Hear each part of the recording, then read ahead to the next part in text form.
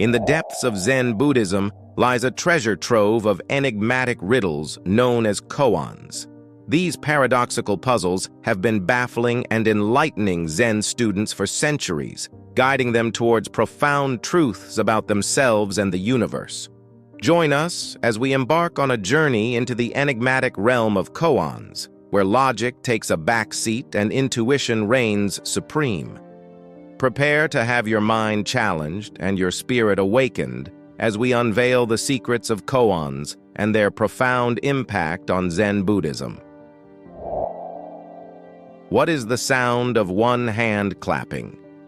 In a quiet monastery surrounded by mountains and whispering pines lived a young monk named Etsu. He was a curious and thoughtful person, always eager to learn and understand the world around him. One day, Etsu came across a koan, a riddle that is often used to teach Zen philosophy. The koan asked, "What is the sound of one hand clapping?" Etsu thought about the koan for many days. He tried to clap with one hand, but there was no sound.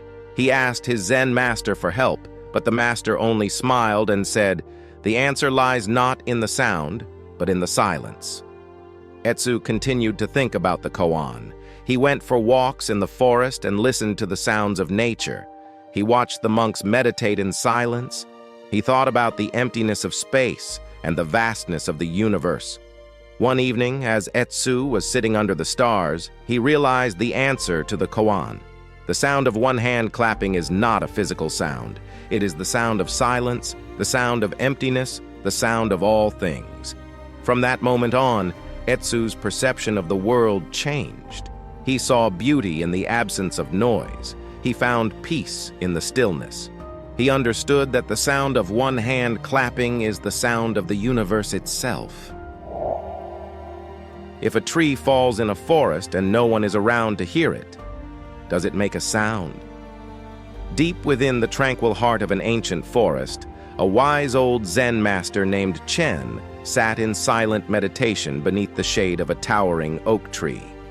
His eyes were closed, his breathing gentle and rhythmic, his mind as still as the mirror surface of the nearby pond. One day, a young monk named Ming approached Chen, his brow furrowed in deep contemplation. "Master," Ming inquired, his voice filled with curiosity, "if a tree falls in the forest and no one is around to hear it, does it make a sound?" Chen opened his eyes, a serene smile gracing his lips. "My dear Ming," he replied, his voice as soft as the rustling leaves. "To answer your question, we must first understand the nature of sound." He continued, "Sound is not merely a physical vibration that reaches our ears. It is also an experience, a perception that arises within our minds. Without a conscious observer, without a mind to interpret the vibration, there is no sound." Ming pondered Chen's words, his mind wrestling with the paradoxical nature of the question. "But master," he persisted, "the tree still falls, even if no one is there to witness it. Surely it must make some kind of sound, even if it is not heard by human ears." Chen smiled again, his eyes twinkling with wisdom. "My dear Ming," he explained, "the falling tree does indeed create vibrations in the air, just as a stone thrown into a pond creates ripples. However, these vibrations are not sound until they are perceived by a conscious mind." He paused, allowing his words to sink into Ming's consciousness. Just as the ripples in the pond cease to exist once the stone has settled to the bottom, so too does the sound of the falling tree cease to exist once the vibrations dissipate into the emptiness of the forest. Ming remained silent, his mind slowly comprehending the profound implications of Chen's words. He began to see that sound, like all experiences, is a product of consciousness, a creation of the mind. "So, master," Ming finally asked, "is there no sound at all in the absence of a conscious observer?" Chen smiled once more, his eyes radiating tranquility. "My dear Ming," he replied, "the universe is a symphony of sounds, both heard and unheard. The sound of the wind rustling through the leaves, the sound of the bird song echoing through the trees, the sound of the waterfall cascading down the mountainside. All these sounds exist, even if there is no one to hear them. He paused, his gaze sweeping across the vast expanse of the forest. The sound of one hand clapping, he whispered, is the sound of the universe unfolding in its infinite silence. Ming stood in silence, his heart filled with understanding. He realized that the question of whether a tree falling in an empty forest makes a sound was not merely an intellectual puzzle, but a profound reflection on the nature of consciousness and the universe itself. From that day forward, Ming carried the wisdom of Chen's words with him, forever seeking the hidden truths that lay within the silence of the universe. Before enlightenment, chop wood, carry water.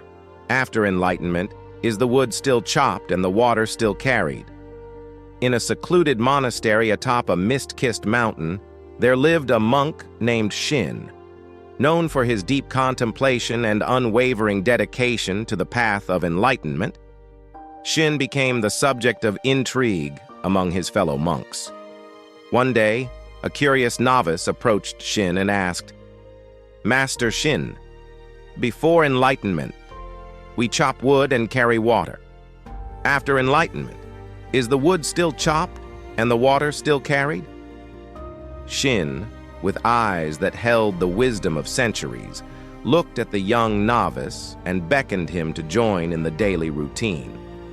Together, they walked to the edge of the forest where a stack of firewood awaited them. "Chop the wood," Xin said, handing the novice an axe. The novice swung the axe with vigor, each strike echoing through the quiet mountainside. The wood split, and the air was filled with the scent of pine. When the task was complete, Xin gestured toward the water buckets. "Carry the water," he instructed. The novice filled the buckets from a nearby stream and carried them back to the monastery. Drops of water glistened in the sunlight, reflecting the simplicity of the task. As they worked, the novice couldn't contain his curiosity. "Master Xin, I asked about enlightenment, and you have me chopping wood and carrying water. What does this have to do with the nature of enlightenment?" Xin paused, his eyes reflecting the profound serenity that enveloped him. Before enlightenment, the chopping of wood and the carrying of water are seen as mundane tasks, separated from the essence of the self. After enlightenment, you realize that chopping wood and carrying water are not just tasks. They are manifestations of the eternal rhythm of life. The novice furrowed his brow, trying to grasp the meaning.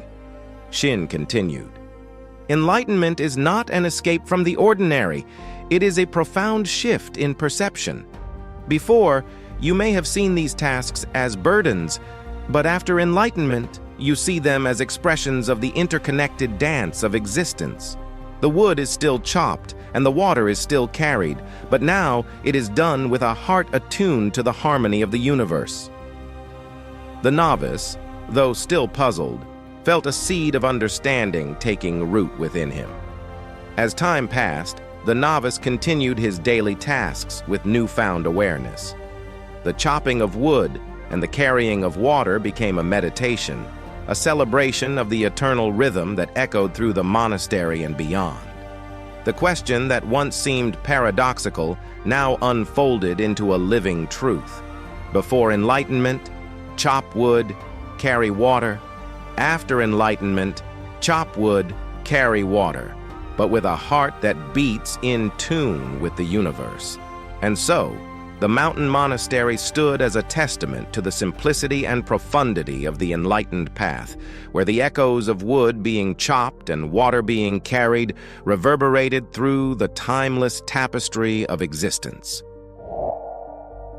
The koans shared in this video are meant to challenge our assumptions about the nature of reality and our place in it. They invite us to question our beliefs and to open ourselves up to new possibilities. Thank you for watching. I hope you found these koans to be thought-provoking and inspiring. What is one thing you learned from these koans? What questions do you still have? Please share your thoughts in the comments below. Thank you for your time and attention.